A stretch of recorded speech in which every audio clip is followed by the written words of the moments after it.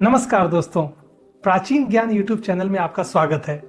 ज्ञान के मार्ग में पीछे नहीं रहना चाहते तो जुड़े हमारे चैनल के साथ और पाइए ज्ञानवर्धक जानकारियां प्रतिदिन बिल्कुल मुफ्त में। चलिए जानते हैं आज की महत्वपूर्ण जानकारी को।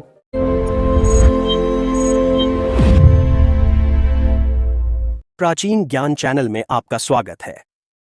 दोस्तों, प्रकृति के कण कण में ईश्वर की सत्ता विद्यमान है और इसी प्रकृति ने मानव जाति के कल्याण के लिए अनेक दिव्य वनस्पतियों का सृजन किया है। पिछले भाग में हमने निर्गुंडी के उन प्रयोगों पर चर्चा की थी जो शरीर की व्याधियों जैसे साइटिका और वात रोगों को हरने में सक्षम है। किंतु आज का यह विषय शरीर से परे आत्मा, ग्रह, नक्षत्र, अदृश्य बाधाओं और जीवन के दुर्भाग्य को सौभाग्य में बदलने वाले रहस्यों पर आधारित है। निर्गुंडी केवल एक वनस्पति नहीं है, अपितु यह एक सिद्ध औषधि और तांत्रिक वस्तु है जो देवताओं को भी प्रिय है। इस विस्तृत आलेख में हम निर्गुंडी की उत्पत्ति, इसके अदृश्य शक्तियों को काटने वाले प्रभाव और जीवन को सुखमय बनाने वाले अचूक टोटकों और उपायों का वर्णन करेंगे। अध्याय 1, निर्गुंडी की उत्पत्ति और पौराणिक महत्व। निर्गुंडी शब्द संस्कृत भाषा से अवतरित हुआ है, जिसका अर्थ होता है वह जो शरीर की रक्षा करता है और रोगों से शरीर को दूर रखता है। इसे संभालू, सिंधुवार और निगुड़ के नाम से भी जाना जाता है। उत्पत्ति कथा और दैवीय संबंध। प्राचीन मान्यताओं और वनस्पति शास्त्र के पौराणिक अध्यायों के अनुसार निर्गुंडी की उत्पत्ति का संबंध सीधे देवराज इंद्र और स्वर्गलोक से जुड़ा माना जाता है। एक कथा के अनुसार जब देवताओं और असुरों के बीच समुद्र मंथन हुआ था, तब उस मंथन से निकले 14 रत्नों के साथ साथ अमृत कलश भी निकला था। जब भगवान विष्णु मोहिनी रूप धारण करके देवताओं को अमृत पान करा रहे थे, तब उस अमृत की कुछ बूंदें पृथ्वी पर गिर गईं।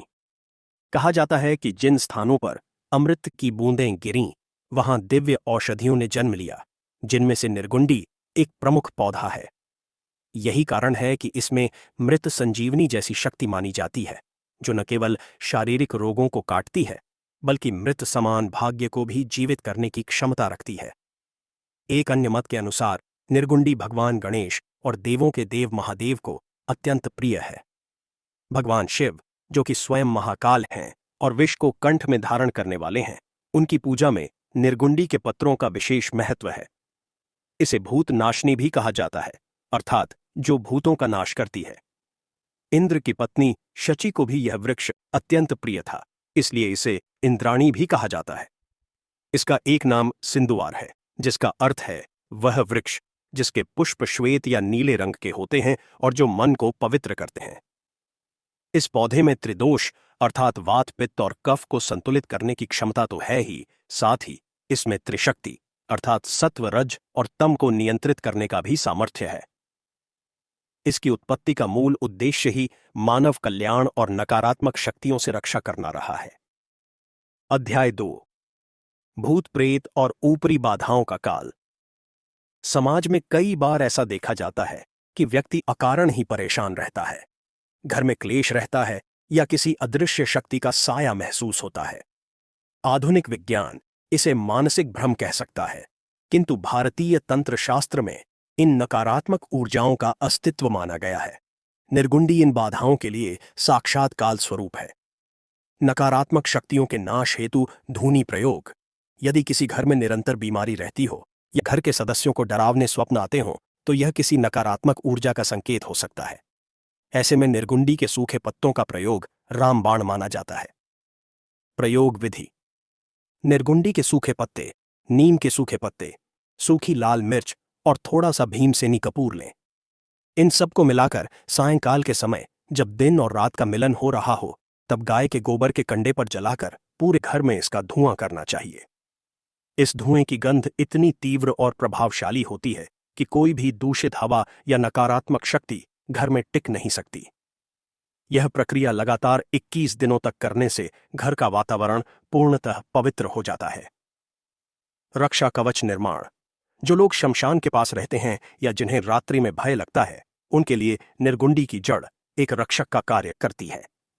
रवि पुष्य नक्षत्र या किसी भी शुभ मुहूर्त में निर्गुंडी के पौधे की जड़ को निमंत्रण देकर घर ले आएं। इसे गंगाजल और कच्चे दूध से धोकर पवित्र करें।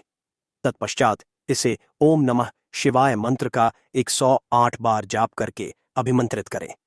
इस जड़ को काले कपड़े या तांबे के ताबीज में भरकर गले में धारण करने से बड़ी तांत्रिक क्रिया और ऊपरी बाधा का असर समाप्त हो जाता है। यह एक अभेद्य सुरक्षा चक्र की तरह कार्य करता है। बच्चों की नजर उतारने हेतु। छोटे बच्चे अक्सर नजर दोष का शिकार हो जाते हैं, जिससे वे दूध पीना छोड़ देते हैं और निरंतर रोते रहते हैं। ऐसी स्थिति में निर्गुंडी की छोटी टहनी या पत्तों को बच्चे के ऊपर से 7 बार घड़ी की दिशा में और 7 बार घड़ी की विपरीत दिशा में रगड़ें। दिशा में घुमाकर आग में जला देना चाहिए। यह क्रिया तुरंत प्रभाव दिखाती है और बच्चा शांत हो जाता है। अध्याय 3 ग्रह शांति शनि, राहु और केतु का निवारण। ज्योतिष शास्त्र में नवग्रहों का विशेष महत्व है। इनमें शनि, राहु और केतु ऐसे ग्रह हैं जो यदि कुपित हो जाएं तो राजा को भी रंक बना देते हैं। निर्गुंडी इन क्रूर ग्रहों के प्रकोप को शांत करने में अद्वितीय भूमिका निभाती है। शनि दोष निवारण। शनिदेव न्याय के देवता हैं और कर्म फलदाता हैं। जब शनि की 7.5 या ढैया चलती है तो व्यक्ति को शारीरिक और मानसिक कष्टों का सामना करना पड़ता है।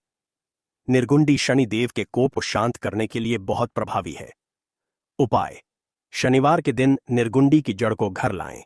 इसे विधिपूर्वक पूजन करके गहरे नीले या काले धागे में लपेटकर दाहिनी बांह या गले में धारण करें। यह जड़ शनि के रत्न नीलम के समान ही प्रभावशाली मानी जाती है। जो लोग नीलम रत्न खरीदने में असमर्थ हैं, उनके लिए निर्गुंडी की जड़ एक वरदान है। इसके धारण करने से शनि जनित पीड़ा, जोड़ों का दर्द और कार्यों में आ रही रुकावटें दूर होने लगती हैं। राहु और केतु की शांति। राहु और केतु छाया ग्रह हैं जो व्यक्ति की बुद्धि 100% या 100% तक प्रभावित कर सकते हैं, को भ्रमित कर देते हैं।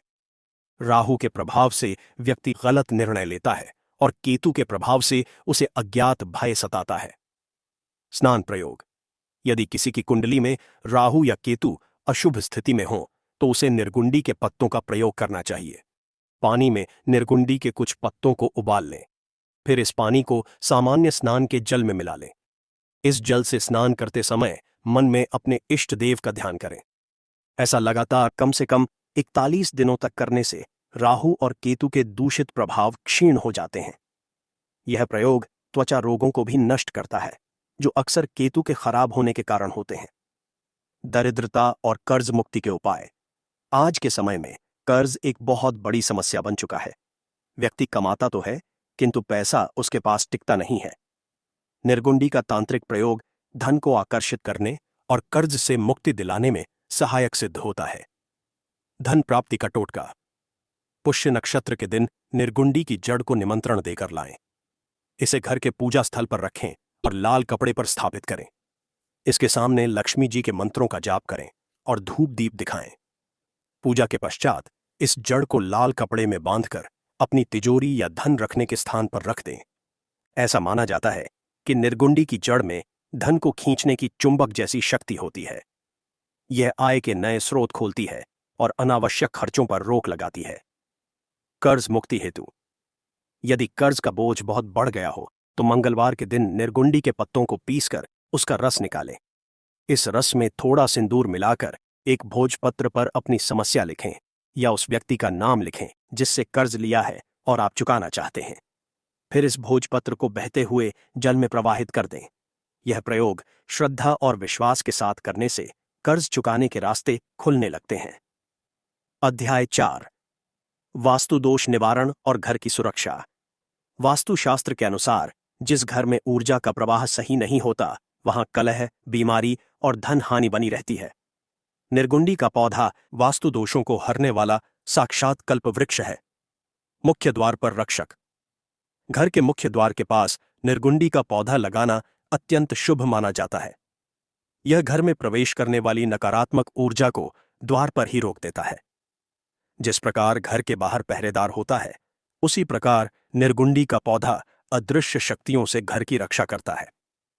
इसे सदैव घर के दाईं ओर या ऐसी जगह लगाना चाहिए जहां से आते जाते लोगों की नजर इस पर पड़े। यह बुरी नजर को सोखने का कार्य करता है। दिशाशूल और वास्तु शांति।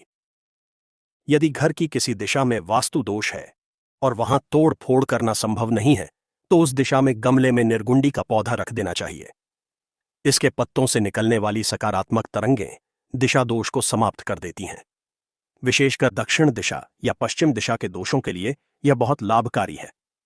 भवन निर्माण और नींव पूजन। नया घर बनाते समय यदि नींव में निर्गुंडी की जड़ का एक छोटा टुकड़ा, थोड़ा सा नाग केसर और चांदी का सिक्का दबा दिया जाए तो वह घर सदा सुरक्षित रहता है। ऐसे घर में कभी भी सर्प भय, अग्नि भय या चोर भय नहीं रहता। यह एक प्राचीन तांत्रिक परंपरा है जिसे आज भी कई जानकार लोग अपनाते हैं। अध्याय 5। निर्गुंडी के अन्य रहस्यमयी तांत्रिक प्रयोग। निर्गुंडी के पंचांग अर्थात जड़, तना, पत्ती, फूल और फल, पांचों में जादुई शक्तियां छिपी हैं। तंत्र शास्त्र में इसके कई गोपनीय प्रयोग वर्णित हैं। वशीकरण और आकर्षण। यहां वशीकरण का अर्थ किसी का अहित करना नहीं है, अपितु बिखरे हुए संबंधों को सुधारना है। यदि पति पत्नी में क्लेश रहता हो या प्रेम कम हो गया हो तो निर्गुंडी के बीजों का प्रयोग किया जा सकता है। निर्गुंडी के बीज और सफेद सरसों को मिलाकर पीस लें। इसका हल्का सा तिलक माथे पर लगाने से व्यक्ति में आकर्षण शक्ति उत्पन्न होती है। इससे सामने वाला व्यक्ति आपकी बातों को महत्व देने लगता है और संबंधों में मधुरता आती है। शत्रु बाधा निवारण। यदि कोई शत्रु अकारण परेशान कर रहा हो और न्यायालय के चक्कर लगाने पड़ रहे हों तो निर्गुंडी के पत्तों का रस और काले धतूरे के पत्तों का रस मिलाकर एक स्याही बनाएं। इस स्याही से अनार की कलम द्वारा एक सफेद कागज पर शत्रु का नाम लिखें और उसे मोड़कर निर्गुंडी के पेड़ के नीचे दबा दें। इसके ऊपर एक भारी पत्थर रख दें। जैसे जैसे वह कागज दबेगा, शत्रु की बुद्धि भ्रमित होगी और वह आपके विरुद्ध षड्यंत्र रचना बंद कर देगा। यह प्रयोग केवल आत्मरक्षा के लिए ही करना चाहिए। विद्या और स्मरण शक्ति। जो विद्यार्थी पढ़ाई में कमजोर हैं या जिनका मन पढ़ाई में नहीं लगता, उनके लिए भी निर्गुंडी लाभकारी है। निर्गुंडी के सूखे फूलों को एक ताबीज में भरकर बच्चे के गले में पहनाने से एकाग्रता बढ़ती है। इसे सरस्वती का वरदान माना जाता है जो बुद्धि को तीक्ष्ण करता है। साधना में सफलता। जो साधक मंत्र सिद्धि या ध्यान करते हैं वे अक्सर निर्गुंडी की माला का प्रयोग करते हैं। निर्गुंडी की लकड़ी से बनी माला पर मंत्र जाप करने से मंत्र जल्दी सिद्ध होते हैं। विशेषकर देवी बगलामुखी और भगवान भैरव की साधना में इस माला का प्रयोग शीघ्र फलदायी माना गया है। अध्याय 6। निर्गुंडी के प्रकार और पहचान। साधारणतः निर्गुंडी दो प्रकार की पाई जाती है। एक वह जिसमें नीले फूल आते हैं और दूसरी वह जिसमें सफेद फूल आते हैं। नीली निर्गुंडी। यह सर्वसुलभ है और इसका प्रयोग वात रोगों और साधारण टोटकों में अधिक होता है। इसके पत्तों का रंग गहरा हरा होता है और फूल बैंगनी या नीले रंग के गुच्छों में होते हैं। 2. श्वेत निर्गुंडी। यह अत्यंत दुर्लभ है। तंत्र शास्त्र में श्वेत निर्गुंडी का महत्व स्वर्ण से भी अधिक है। यदि किसी को सफेद फूलों वाली निर्गुंडी मिल जाए तो उसे अपना सौभाग्य समझना चाहिए। धन प्राप्ति, लक्ष्मी साधना और रस विद्या में सफेद निर्गुंडी का ही प्रयोग होता है। पारद को बंधन में लेने के लिए अर्थात पारे की गोली बनाने के लिए प्राचीन कीमियागर इसी श्वेत निर्गुंडी के रस का उपयोग करते थे। दोस्तों, निर्गुंडी केवल एक झाड़ी या पौधा नहीं है, यह प्रकृति द्वारा मनुष्य को दिया गया एक सुरक्षा कवच है। चाहे बात शारीरिक स्वास्थ्य की हो या आत्मिक शांति की, ग्रह दोष की हो या वास्तु दोष की, निर्गुंडी हर कसौटी पर खरी उतरती है। हमारे ऋषि मुनियों ने हजारों वर्ष पूर्व इसके गुणों को पहचान लिया था और इसे धर्म और संस्कृति के साथ जोड़ दिया था। आज के भौतिकवादी युग में हम इन प्राचीन ज्ञानों को भूलते जा रहे हैं। आवश्यकता है कि हम अपनी जड़ों की ओर लौटें और प्रकृति की इन शक्तियों का सम्मान करें। निर्गुंडी का पौधा घर में लगाना न केवल पर्यावरण की दृष्टि से शुभ है, अपितु यह घर को एक सकारात्मक ऊर्जा का केंद्र भी बना देता है। चेतावनी और नियम। इन प्रयोगों को करते समय कुछ नियमों का पालन अवश्य करना चाहिए। पौधे को तोड़ते समय उसे आदरपूर्वक नमन करें और मानसिक रूप से आज्ञा लें। रविवार और मंगलवार के दिन विशेष आवश्यकता न हो तो इसके पत्ते नहीं तोड़ने चाहिए। मासिक धर्म के दौरान स्त्रियों को इस पौधे का स्पर्श नहीं करना चाहिए यदि वे किसी तांत्रिक उद्देश्य से इसका प्रयोग कर रही हैं। सभी प्रयोग श्रद्धा और विश्वास पर आधारित हैं। मन में शंका रखकर किया गया कोई भी उपाय फलित नहीं होता। आशा है कि यह विस्तृत संग्रह आपके ज्ञान में वृद्धि करेगा और आपके जीवन की अनेक समस्याओं का समाधान बनेगा। निर्गुंडी की शरण में जाएं और इसके चमत्कारिक गुणों का अनुभव करें। ओम शांति।